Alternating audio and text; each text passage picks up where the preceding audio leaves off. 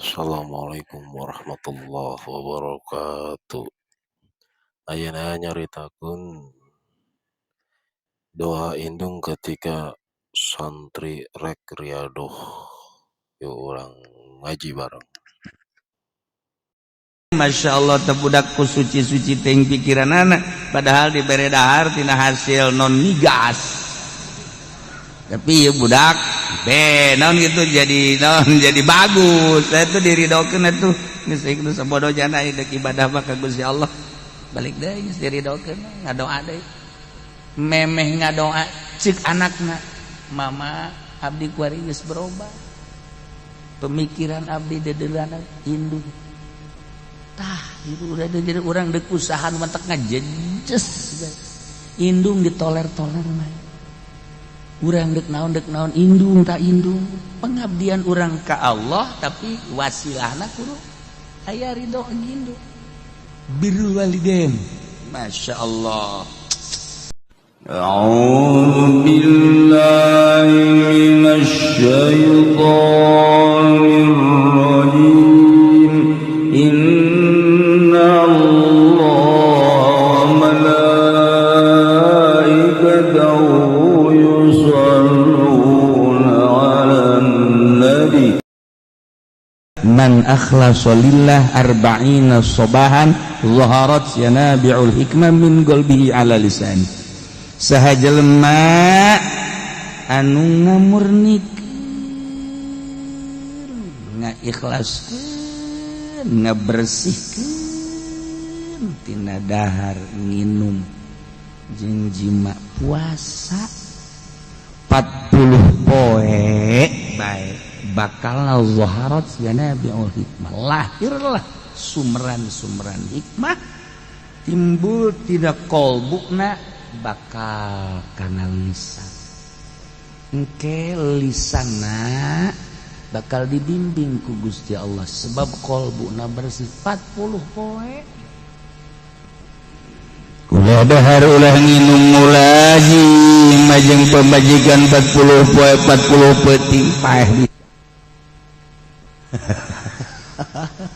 lain hajulah sakaligut petingna saetik bae berang tapa ngaranna tapa ya Allah ya Rabbi abdi teh terik belajar tapa we dina bulan Rajab teh di pepegatan heula jeung sangu jeung nginum jeung jima petingna ala kadar be urang teh lobakeun tafakur ka Gusti Allah tadarruk ka Gusti 40 poe coba ge ieu cak Kangjeng Nabi man akhlasa lillah arba'ina sobahan 40 poe bersihan zaharat yanabi'ul hikmah bakal lahir sumran-sumran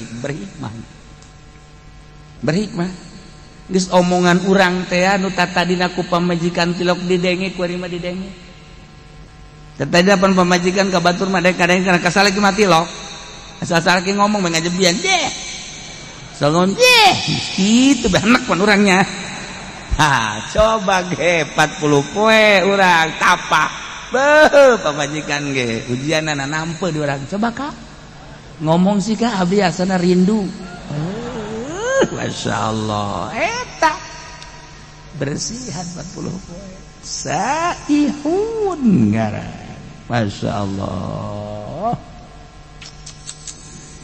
Jadi engkena lamun geus berhikmah min qalbihi ala lisani atuh payasiru minas saihina fi alami jalalillah al muntaqilam takilina min maqamin ila maqamin wa min darjatin ila darjatin.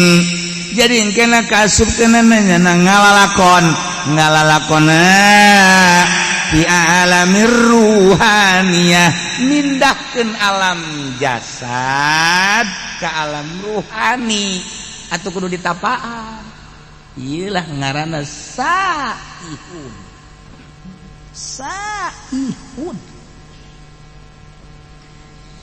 di Bani Israel baheula teh aya hiji perguruan di mana-mana asup kadinya guru ruhani kita puasa tapa ngaranna riyadhah 40 poe 40 peuting lanjut ku ari ge masih masih bala di Israel, di Bani Israel. Asal geus tapa 40-43 delejeun degena berubah. Ambeuna berubah.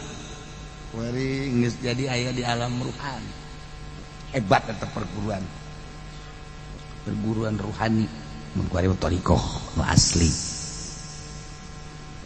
Nah, aya hiji jelema asup ka dinya eta teh bagi teh tukang zina, lacut, mabok. Aing asup ka perguruan ieu lah. Riyadhah nya 40 penting biasa bae cara itu sesuai jeung aturan guruna. Baturna lah lulus nya mah henteu. Batur lulus nya mah henteu. Dedeuleun batur geus beda, dedengean geus beda, perasaan geus beda, nyana mah tetep bae ngabagen.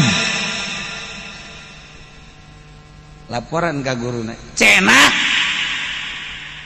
cak Kangjeng Nabi, man akhlasa lillah 40 subahan laharat yanabiul hikmah min qalbi ala lisan. Kula geus kurang kumaha cak cenah ieu. Nges ninggalkan lembur, ninggalkan dahar, ninggalkan nginum, ninggalkan jima. Tapi kok batur lalu lulus kula henteu? Mana ucapan Kangjeng? Bau lungtutnya na. Cak guruna tenang. Dipandian ku guruna. Pandian doa. Bareng guru. Bareng sia. Bareng. Doakeun di mana ieu sih kasalahanana minta ka Gusti Allah ya Rabb, ieu budak teh hayang bener tapi ieu geus diri Allah 40 teu penting masih keneh di mana kasalahanana. Dibere ilham, ternyata koreng nyana anak jadah, anak zina, bahkan indungna masih zina keneh.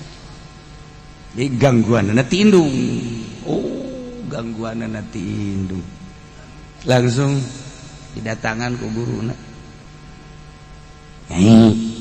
Wah, order ya jadi.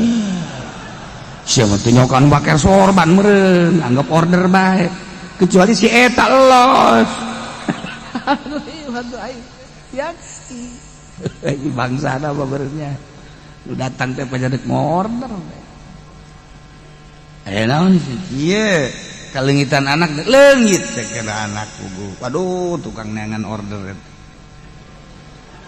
Lain masalah gitu. Bi anak aya di pesantren pula. Di pesantren. Sanunita teh budak pondok. Aing mah teu sudi teu ridho. Oh, paingan. Tuh kan? Jadi ieu budak teu nepi-nepi teh eueuh ridho ti indung. Iya sebanehanana ieu anu jadi cikal bakal ngalanjutkeun perjuangan naon lah pokoknya perjuangan maksudnya perjuangan naon bisnis non migas. Oh ya anak kula horeng pesantren paingan kula teh angan nu bae tah ieu mah ridokeun bae nya binya ridokeun anak geus pesantren di imah di ditu bahkan geus 40 bener leungit geus 40 poe. Ieu ngajakan apa hayang sorangan manehanana hayang mengabdikeun diri ka Gusti Allah lantaran kaya miskin beungar nu kukumaha ge bakal pae becek man lah mani ngabdikeun diri bae ayeuna riyadhah. Masyaallah teh budak ku suci-suci teh pikiranana padahal dibere dahar tina hasil non migas. Tapi ya budak naon gitu jadi bagus. Saya tuh diridokeun atuh geus ieu sabodo jana deuk ibadah mah ka Gusti Allah. Balik deui geus diridokeun ngadoa deui. Memeh ngadoa cik anakna, mama abdi kuari geus berubah. Pemikiran abdi dedeuleuna indung. Tah itu udah jadi urang deuk usaha nu mantek ngajejes. Indung ditoler-toler mah. Urang dek naon indung tak indung pengabdian urang ka Allah tapi wasilahna kudu aya ridho indung birrul walidain. Masya Allah cak guru teh sia perasaan gue. Kuari mah geus dayang nanaon cenah hayang jeung Allah tah eta. Geus teu hayang diberenan teu hayang abi mah geus jeung Allah. Tah urang teh ibadah supaya datang ka dinya tah supaya datang perasaan teh jeung Allah. Urang mah dongeng doang pan. Atuh dongeng doang nama riadoh henteu naon henteu. Kita puasa Senin Kemis bolos. Kita puasa Rajab bolos. Kita Ramadan hampir.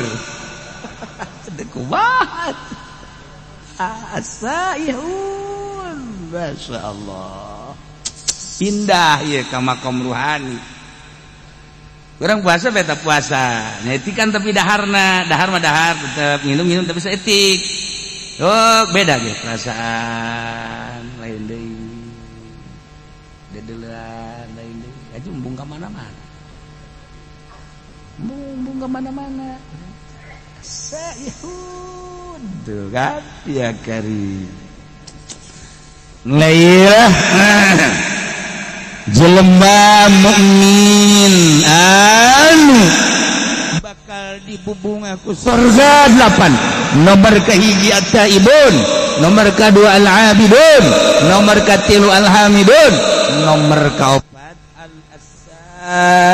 al-asaihun jelema nu pararuasa ninggalkan kalagatan dunia menuju ridho Allah atau talabatul ilm ninggalkan lembur demi untuk meraih ridho Allah melalui ilmu Allah tasub salian ilmu Allah mah ilmu tekan kabagi dua aya ilmu dunia aya ilmu akhirat nu dimaksud di ilmu akhirat ilmu dunia mah kacau bae ilmu dunia nama ilmu dunia nu lain ilmu akhirat ilmu dunia kacau ieu mah ilmu akhirat atawa guzat al mujahiduna fisabilillah mantap Kangjeng Nabi Isa disebut Masih Saihun Masih Isa al-Masih ibnu Maryam Isa Masih teh nya nama teu boga tempat Kangjeng Nabi Isa mah teu boga tempat tinggal matak lempang we terus sama dakwah terus Masih ibnu Maryam itu boga tempat mantap kurang kuari riweuh amat teu boga tempat bae kudu membingung Kangjeng Nabi Isa mah teu boga bogain sajengkal-jengkal aja ya Allah nu laloba ge ditaringgalkeun ku urang geus itu urang kumaha Allah bae cenah dibere alhamdulillah teu dibere alhamdulillah tah supaya datang ka dinya tah Alhamdulillahirabbil alamin sakitu teh abi mudah-mudahan ilmuna manfaat kana kasadayana. Assalamualaikum warahmatullahi wabarakatuh.